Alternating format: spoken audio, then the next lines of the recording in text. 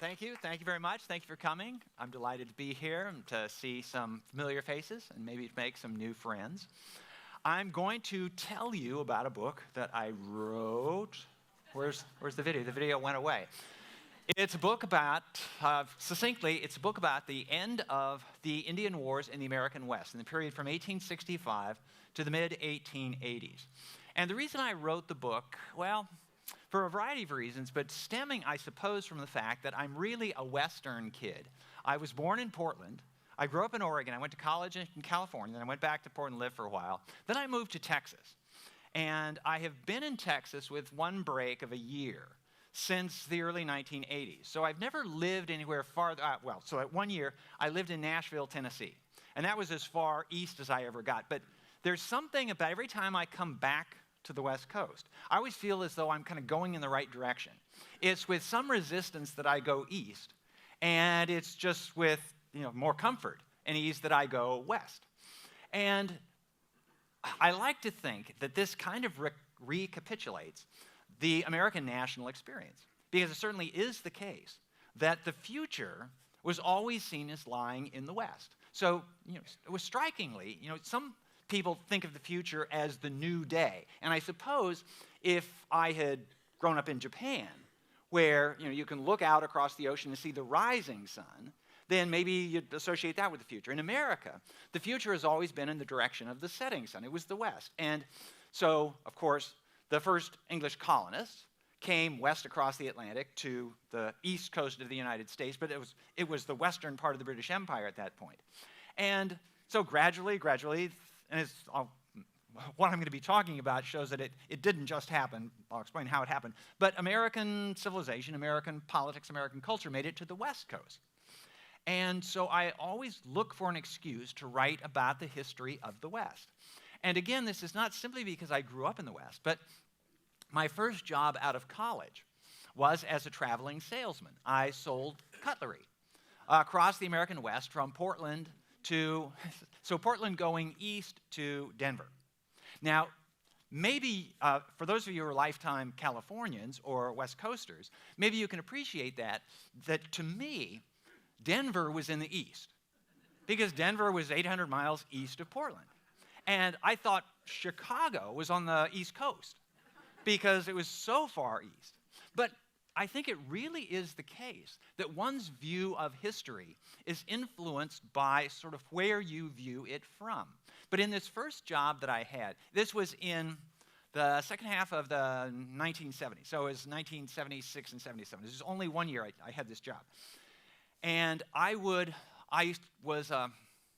sold for Coast Cutlery. This was a company that my grandfather founded in 1917, I think. And my father had built up the business. And partly because I am named for my father, who was named for his father, who was named for his father and all this, there was a certain expectation, not to say pressure, on me to go into the business. And I thought that, and I had been working in the business from the time I was 10 years old. In my family, child labor laws did not apply. So I had grown up in this Coast Cutlery business. I thought that I had kind of an obligation to give it a try. And so I did. Now, unbeknownst to me, so my father said, okay, I want you to go out and visit these accounts that we've had. And as I say, they stretched from basically the Cascade Mountains to beyond the Rockies, to the Front Range of the Rockies. And the reason I got them, these accounts, were that they never bought anything. And the regular salesman wouldn't visit these accounts anymore. But I guess my dad thought it would be a challenge. And so anyway, I had a lot of spare time. We were an importer and wholesaler. And so I sold to retailers. And it's not a door-to-door salesman or anything like that. But I had a lot of free time between the time the hardware stores closed at 5 o'clock and they opened up the next morning at 7:30. The pawn shops that I sold to had somewhat longer hours, but it meant that there was a lot of time that I had to fill. And I would often find myself in places like Winnemucca, spending the night, and there's not a lot to do in Winnemucca, especially in the days even before cable television. So before I would leave home, I would fill up my car with cutlery samples. And in fact, these are very characteristic. You never would have seen these. but anybody who had seen them would know what they were. So they look like sleeping bags with handles, but they weigh about 100 pounds each because they're full of metal, of knives and scissors. This is what cutlery is, the stuff that cuts. And I recall walking into a pawn shop in Salt Lake City, and I was carrying these, and there was this voice from the back of the store who said, "I know who you are. I used to buy stuff from your grandfather." And so, okay, you guessed, that's what I'm here for. And how can you buy something from me? Anyway, but while I was traveling, so I would pack the cutlery samples in the car, but I would also fill up the trunk of the car with books. And because this was, how one would entertain oneself. And my other grandfather, not the cutlery grandfather, but my other grandfather, who was a lawyer, he had lots of books. He had a big library. And he especially had this one collection of books. Does the name Hubert Howe Bancroft mean anything to you? Okay, Bancroft was the great 19th century historian of the American West. It's the Bancroft Library at UC Berkeley is named for Bancroft. And my grandfather had the complete set of the historical works of Hubert Howe Bancroft. And so I would grab 3 or 4 of these volumes off the shelf, and off I would go. And I would read these as I was driving across the part of the country that he was describing. And the thing that really caught my attention was the fact that Bancroft is not considered a great historian among sort of professional academic historians because he didn't have the literary flair of some others like Francis Parkman, and he also didn't form grand theories of history the way George Bancroft did, for example. But what he did do was he saved and then published letters, diaries, journals. And so what I was reading as I was driving across the American West was eyewitness accounts of what explorers and travelers and trappers were seeing when they were driving across, when they were riding across, walking across, the very same part of the West, but 200 or 300 years earlier. And I was just fascinated by this. And so I was sort of drawn to the history of the West, but I was also drawn to this style of history, to the point where, as a historian, I'm going to confess, and to any of my fellow historians who happen to be in the room, this is out of no disrespect to you, but I don't read much in the way of books that historians write. What I read is the raw materials of history. I read the eyewitness accounts. Those of us in the business distinguish between primary sources and secondary sources. Primary sources are recollections, things written down by people who were either participants in the events being described or eyewitnesses to them. And secondary sources is what those of us who are coming along later write. So I write secondary stuff. And I was always much more drawn to the eyewitness accounts. In many ways, it's like the distinction made in courts between direct evidence and hearsay evidence. And as you know, hearsay evidence is usually not allowed because you want to get it from the horse's mouth, so to speak. So that really affected the style of history that I was drawn to, and in fact, the style of history that I write. And a little bit more on that in just a moment. But it also attuned me to the kinds of subjects they want to write about. So I said that I decided I want to write about Western history. Now, this is not as easy as it might sound, in part because most of the history of the United States took place not in the West, because most of the population of the United States 80% of the population of the United States lives east of the Mississippi River. And it used to be even more than that. And so if you're just, what have Americans been up to? Well, most of what they've been up to happens in the East. And if you look at events like the Civil War, these defining events of American history, well, the Civil War is almost exclusively an Eastern event. I mean, North and South, and when they're talking about North and South, they're talking about North and South east of the Mississippi River.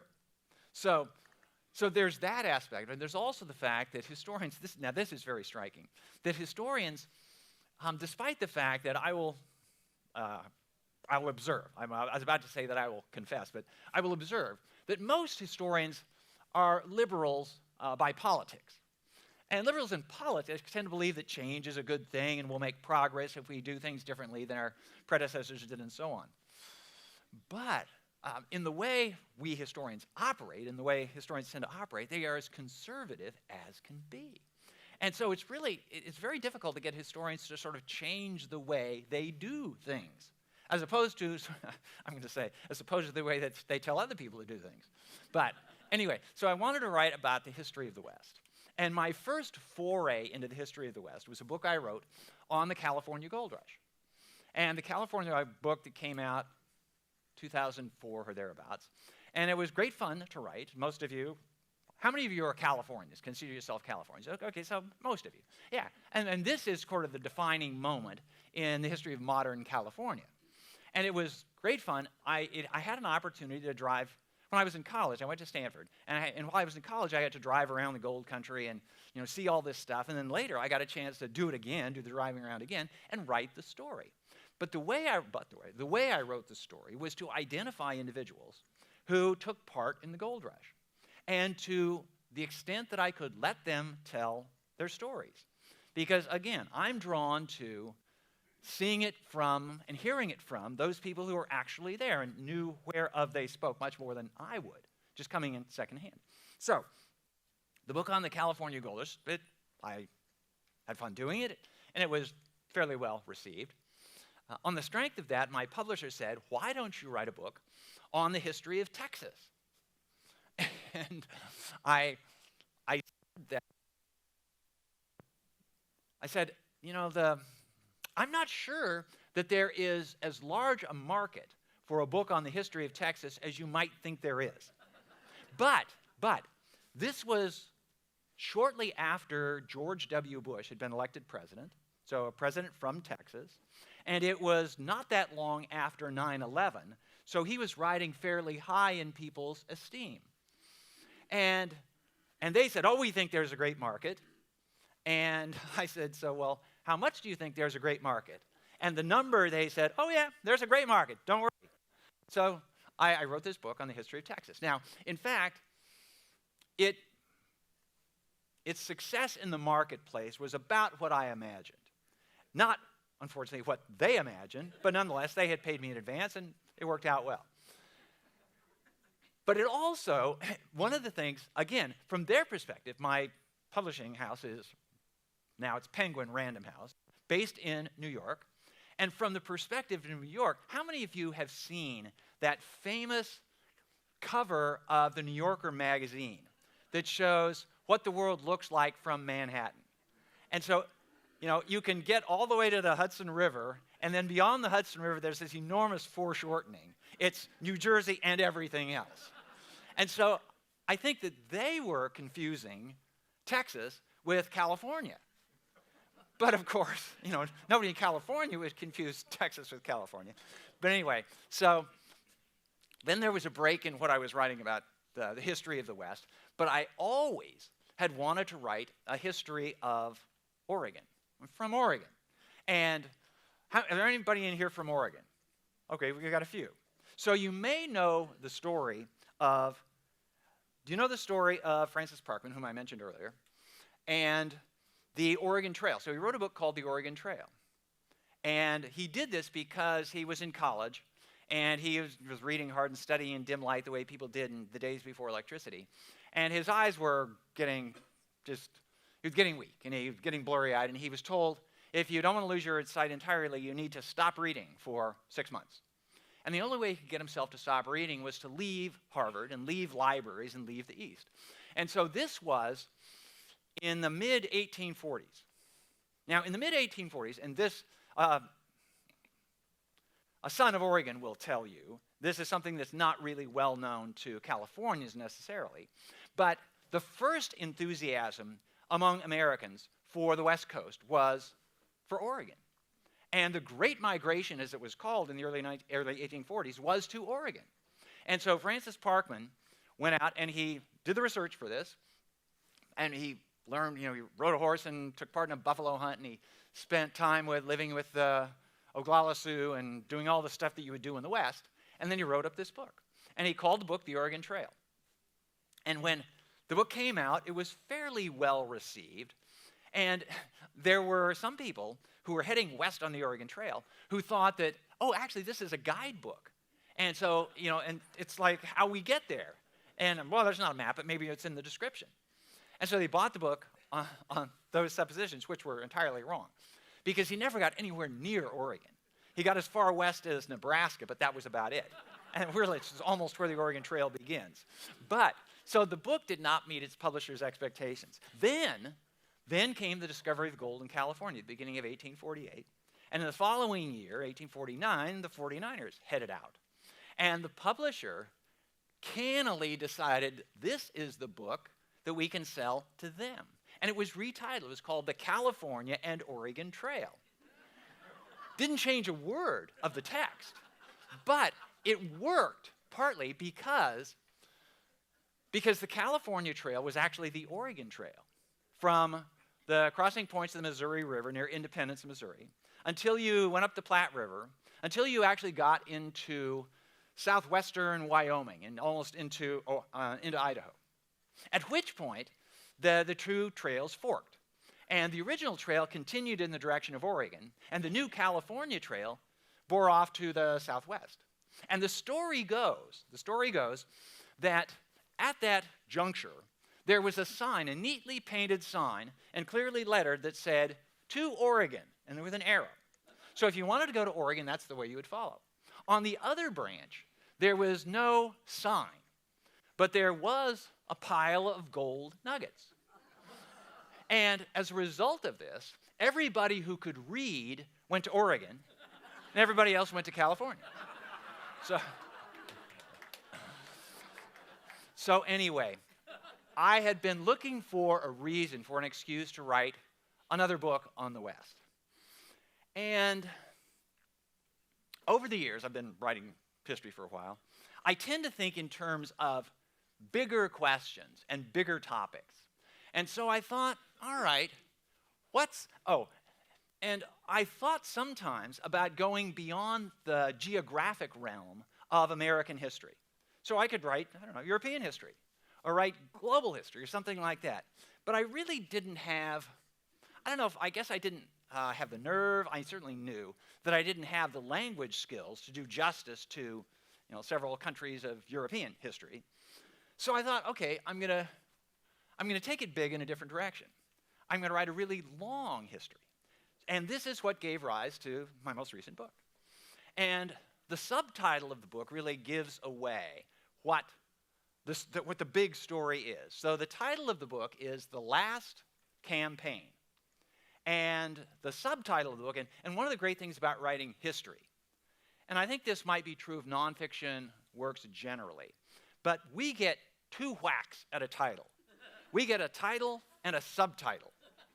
And whereas novelists, at least modern novelists, Dickensian novelists, they had these titles that went on for almost as long as Dickens's first sentence in A Tale of Two Cities. It fills up the whole page. So we get two shots at it. And so my title is The Last Campaign, and the subtitle is Sherman, Geronimo, and the War for America.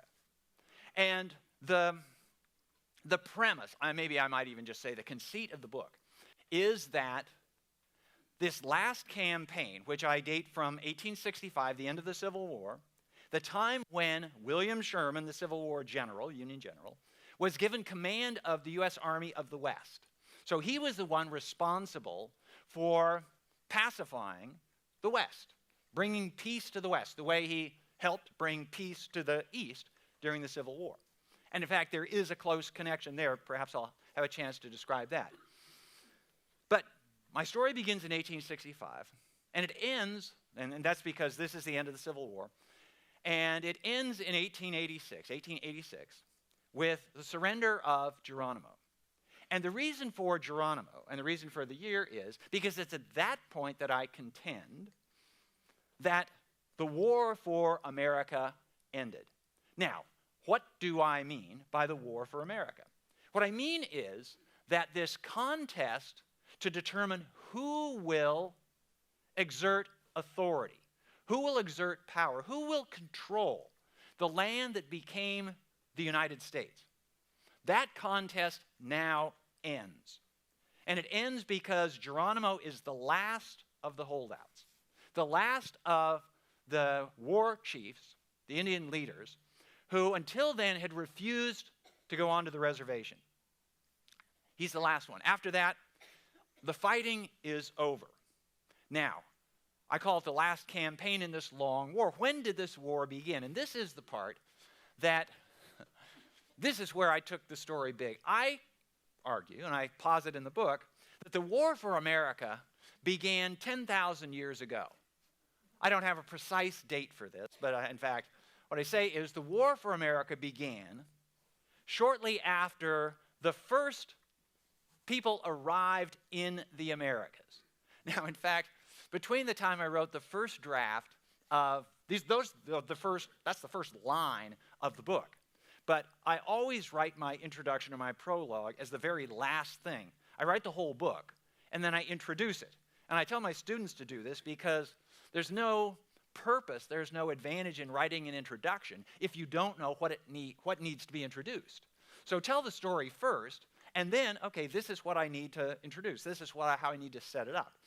And between the time I conceptualized the book, so this is probably 5 years ago, and the time I sent in the last revision, which was 6 months ago, there has been a remarkable expansion of our knowledge of who the first people who came to the Americas were and how they got here.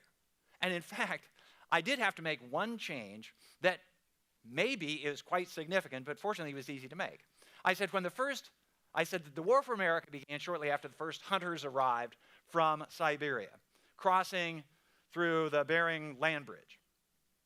And I had to change it. I felt that I ought to change it. But the war for America began shortly after the first hunters and maybe fishers arrived. Because there is this new theory, because they needed this new theory because the old theory didn't quite match up with the dates of when arrowheads and spearheads were encountered in various places in North America, that quite possibly immigrants from Asia, from the area of Japan and Siberia, crossed actually by boat. And they came down or at least they might have walked across Beringia. The reason for this, to remind you, is that in the last ice age, there was so much seawater locked up in glaciers that the levels of the oceans was 250 to 300 feet lower than it is today. And what is now the Bering Sea was the Bering Plain, or it was called Beringia. And as a result of this, you could walk from Siberia to Alaska. And given the slow pace of geological time, the people who made that pedestrian journey, they didn't realize they were entering a new world. They were just, continuing to walk. And they just walked and walked. Then eventually, the glaciers melted, the sea levels rose, and they got cut off. But because the dates don't match up, it looks as though it's possible that some people came by boat. And so anyway, and this is in the first line of the book. And I spent more time agonizing over that first line than not the rest of the book entirely, but that was one where I had to set it up. But here's the way I set it up. And this is where I knew I was going to provoke some people who wouldn't either agree with this or wouldn't want to agree with this. But the premise of the book is that the war for America began very early. It began basically as soon as the second group of immigrants to America. But again, they don't know they're immigrants to America. They're just traveling along. And they're following probably big mammals, mastodons, caribou, something like this. And they're hunting. And they're doing it in this very sort of God-forbidding part of the world. And so I would ask anybody, ask myself, ask yourself, why are they doing this? Why are they living in this very inhospitable place? And the answer is, almost certainly, they were driven out of where they were before. Because if they had been in command of where they were before, they'd just stay there, which is an important point to consider. People who travel, people who uproot themselves and go from one place to another, most people don't do this lightly. And they don't do it if they're succeeding where they are.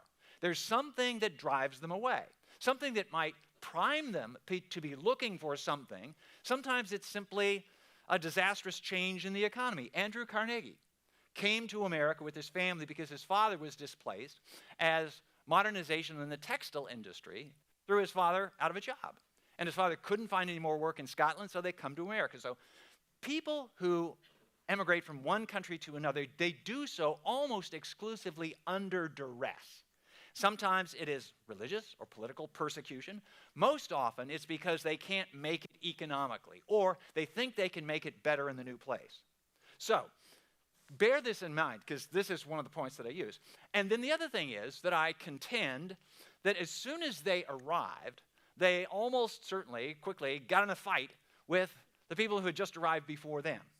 Now, I realize that this challenges the notion that many people have had, I think many people who didn't really reflect upon this very carefully, that before, to put it very bluntly, before the white folks arrived in the Americas, following Columbus in 1492, all was well and good. And the folks who lived here peacefully, and these Europeans came in and they disrupted everything. But in fact, archaeological, linguistic, all kinds of evidence, and just an understanding of the way humans operate. There was this continuing contest to see who would have control of the most valuable resources. So, for example, 40 miles up the Columbia River from Portland, where I grew up, used to be Celilo Falls.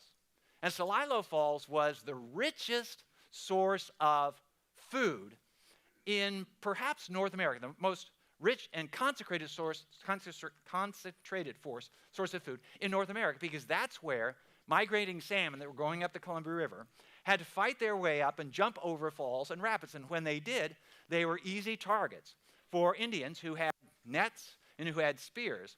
And whoever could control that particular spot, they were the wealthiest of the Aboriginal peoples in America. And they traded their salmon, dried salmon, traded across the Rocky Mountains into the Midwest. And whoever controlled this, they were rich. And it was kind of the OPEC of its day. And this was like the Persian Gulf. And people fought over this to see who could control it. And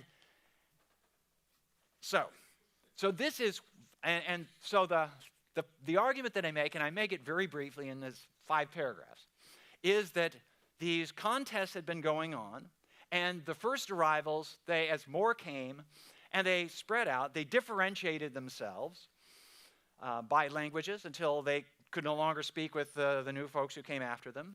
They had different cultural ways. They had different ideas of where they had come from. And these new nations developed. And how do we know new nations developed? Because by the time Europeans did arrive, they encountered hundreds of different languages. And this is one of the markers of what distinguishes one people from another. And it also answers a question that had always puzzled me. And that is, this is something I can say, this is almost categorically true. I cannot think right off the top of my head of a single counterexample. Every time when I get up to the Indian Wars I'll call it the Indian Wars of the American period, every time U.S. soldiers rode into battle against Indians, they never rode into battle against Indians alone. They always had Indian allies. And so why, for example, when Custer was chasing Crazy Horse and Sitting Bull and the Lakotas in the campaign that culminated in the disaster of the Battle of Little Bighorn for Custer, why were there Crow Indians who were acting as his scouts? Why was this? So I'll leave the question hanging for a moment because this is the story that I want to tell. And I want to tell it in a way that, well, actually what I ask of the readers, what I ask of you just for the next few moments, is to imagine that you do not know how this contest ended, that you don't know who won and who lost. And the reason I ask you to do this is that if you want to know what it was like to live then, you have to remember that then the stuff that happened is in the future. Nobody knows the future. And so I always try to kind of pose a basic question. Now, I make an assumption, and you will have your own opinion on whether this assumption is valid. But But if it's not valid, at least approximately, then we historians could hardly pick up a pen. We have to assume that there is something, you could call it human nature, that is, if not unchanged over time, at least it changes little enough so that if I try to imagine what it was like to be Geronimo, for example, that we share enough humanity that if I can see what the world looked like to Geronimo, then the choices Geronimo made, that made sense to him certainly, the choices we make sense to us. Maybe they don't make sense to everybody else, but I tried to see the world through Geronimo's eyes. And one of the ways I'm able to do this, and this is very rare, and this is one of the reasons I've got Geronimo matched against Sherman. One reason is that he's the last one to surrender. But also, he is the very rare example of an Indian leader who wrote a memoir. Now, for the very good reason that most of the Indians were not literate in English. I mean, most of them actually were not literate in any language. But even if they were, they just didn't think to, or didn't want to, or didn't bother to write a memoir. Geronimo did. He surrendered in 1886. This actually for the third time. He'd surrendered a couple times before, and then broke the terms of his surrender and went back off the reservation again. And so he was able to tell his story. And because he was able to tell his story, and because I have this preference for being guided through the past by people who can tell their own story, so I don't presume to tell their story for them. I want you to hear it from the people who were there. So I can recreate Geronimo's story. Now, I understand that there are problems with first-person accounts too. If you tell me what your childhood was like, I listen, and I assume that you're doing the best you can to tell it, but memory plays tricks on us, and sometimes things that happen later shift our views of what happened then, but it's still probably more reliable than I could if I were trying to reproduce your life. It's the best we have, knowing that no historical sources are perfect. So I'm able to tell the story of Geronimo because Geronimo told his story. Again, I understand that he had a reason for telling his story. In fact, the reason he told his story was that he was lobbying to be able to go back to Arizona. At the time he wrote this, I mean, he wrote it in the sense that he told his story to somebody then who wrote it down. The reason he told the story was that he was a military prisoner. He was a prisoner of war, held at Fort Sill in Oklahoma, Indian Territory then, and he wanted to get back to Arizona. And he wanted to portray his actions in a way that would make sense to a particular audience. This is a case of a memoir being written for one particular person. Now, every author should, and I think most of us do, try to figure out who we're aiming for, what the audience is for what we're writing. Because if you don't know who your audience is, you won't know what they need to know, what the questions are, and so on. In the case of Geronimo, his one-person audience was the President of the United States, who happened to be Theodore Roosevelt. And Theodore Roosevelt was the first really Western president, in a sense of somebody who had spent a lot of time become identified with territories west of the Mississippi River. He was born in New York, but he spent time in Dakota Territory in the 1880s. And so he was aware of life in the West, and he was attuned to life in the West. And what Geronimo wanted to do was to say, Mr. President, I think you ought to let me go back to Arizona. Now, one of the ways we know of his concern and his particular interest in getting his point across to Theodore Roosevelt was Geronimo, like some other Indian leaders, converted to Christianity. And in his memoir, he explains how there were things about the world that he just couldn't understand when he was thinking in terms of the religious beliefs, values, perspectives that he had inherited from his own ancestors. But the Christian explanation seemed to make everything clear. Maybe, but he didn't become simply a Christian. He became a member of the Dutch Reformed Church. The Dutch Reformed Church? You're on a reservation in Oklahoma? Why that? Aha. Do you know why? Because Theodore Roosevelt was a member of the Dutch Reformed Church. So Geronimo writes this story, and yes, I'm embracing your faith, Mr. President, and so on. And he actually has a chance to make his argument to Roosevelt. And Roosevelt listens, and I think that Roosevelt sympathized to some degree, but he didn't get to go back to Arizona. He said, I'm sorry, as much as I would like to, the feelings in Arizona are still too high against you that I couldn't guarantee your safety. Now, in the book, I explain why there were all these hard feelings against Geronimo in Arizona.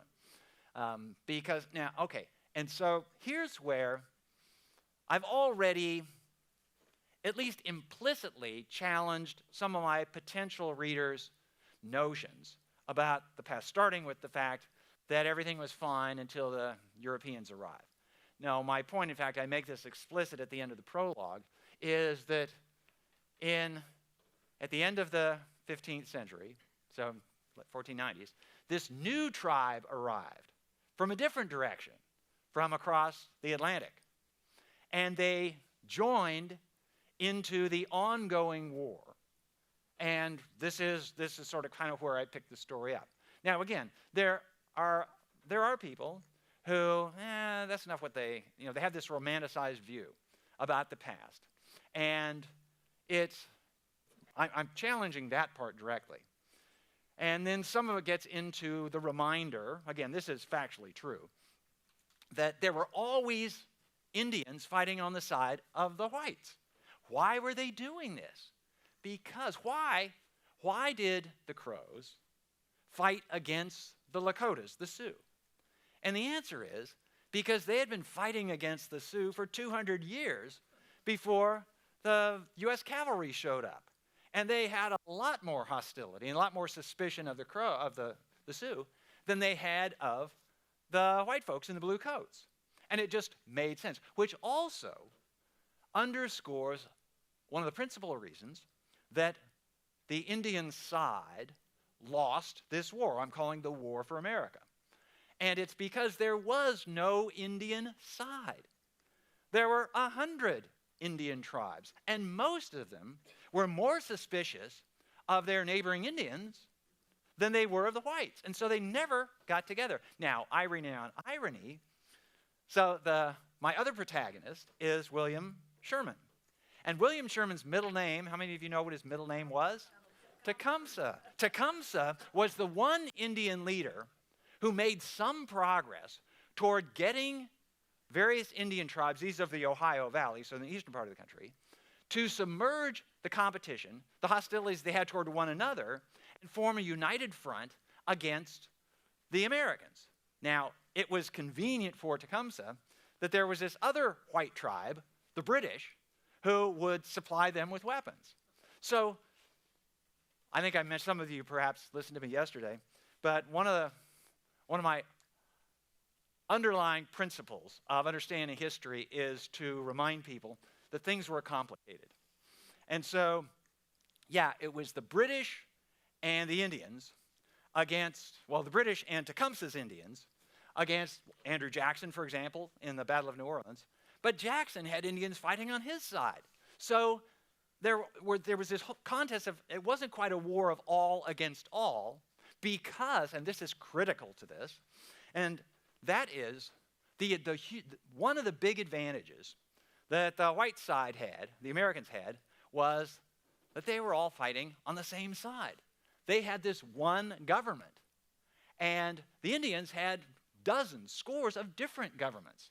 Also, that the American government was an artifact, a product of densely populated societies. Americans got their notions of government from Britain, but these evolved out of a post-agricultural revolution idea that you have cities and you have nations that have lots of people in them.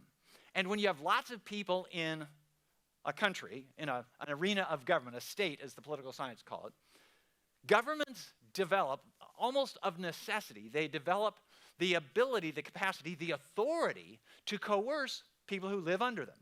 So I'll call them modern societies, and this is not to prejudice pre-modern ones, but these are the more recent ones, they all have the ability to form big armies because they can order people to go into the army, and they can punish people who don't follow along. The various tribes of the Great Plains, and so geographically speaking, my story unfolds west of the Mississippi River. The obvious battles take place on the Great Plains. And there's the Northern Plains War, largely against the Lakotas, and some of their allies. There's a war in the Southern Plains led by the Comanches, and this is a remarkable story as well. And for Californians and Oregonians, I also have a section on the so-called Modoc War of Northern California and Southern Oregon, which one of the reasons that I focus on that, again, is that I have sources who were there, who wrote down what they saw, what they heard, and they can tell the story. And I'll briefly summarize this part of it because I think it gets at the part of my approach, but also what makes this whole thing so vexing. So the war leader of the Modocs in the 1870s was a man who was called, among whites, Captain Jack. Now, there was a time when I was under the impression, and maybe some of you were too, that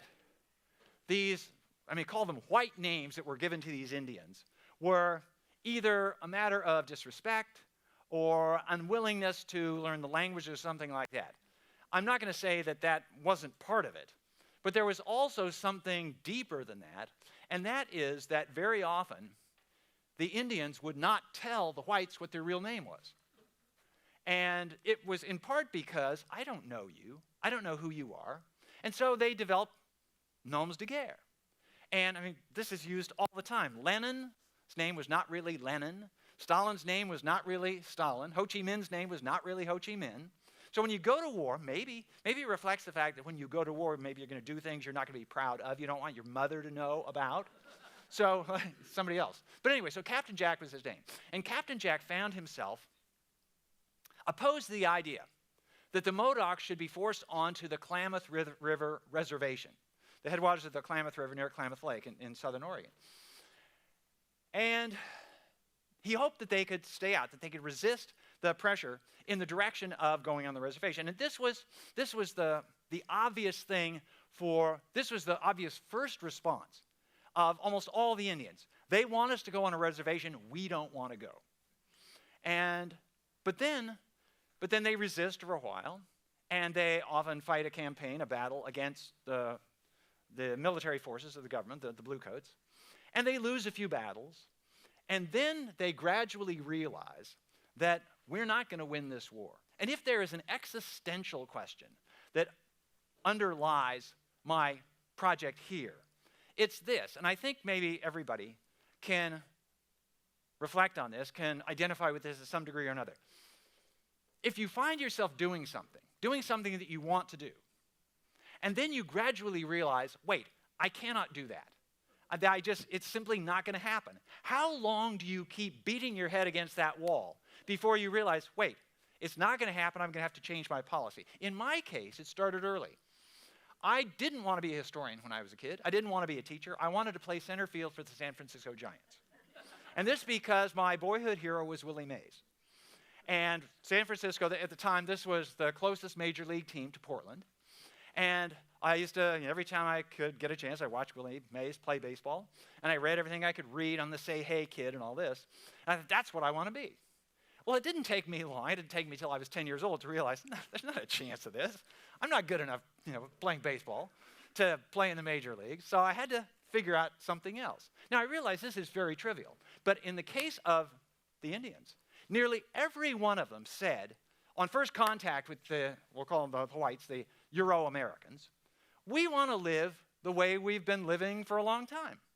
Here I'm going to say something that, again, will annoy some people, but again, it's demonstrably true. So there is I mentioned this presupposition that all was peaceful in the Americas before the Europeans arrived. There's also a presupposition, and you see it again and again, where something is mentioned about a particular Indian nation, where they have lived for thousands of years. that is almost always not true. That Indian nation did not live there for thousands of years. And we can trace this because we can do archaeological studies. Mostly it's linguistics that give this away. So I wrote this book on Texas. And Texas was colonized by Americans in the 1820s, and they were invited in by the Mexican government. And why were they invited in by the Mexican government? Because Texas was being invaded by Comanches, who were coming into Texas. They had just arrived. The Spanish got to Texas 200 years before the Comanches did. The Cherokees, they got to Georgia about the same time the English got to Jamestown. And so the whole place was in flux. And so the Euro-Americans get in on this. And this has a lot to do with sort of why the battle, the campaigns, played out the way it did. I could tell you how it all ended, and I could wrap this all up, but you know, I'm running out of time right now. I assure you it is all in the book. Thank you very much.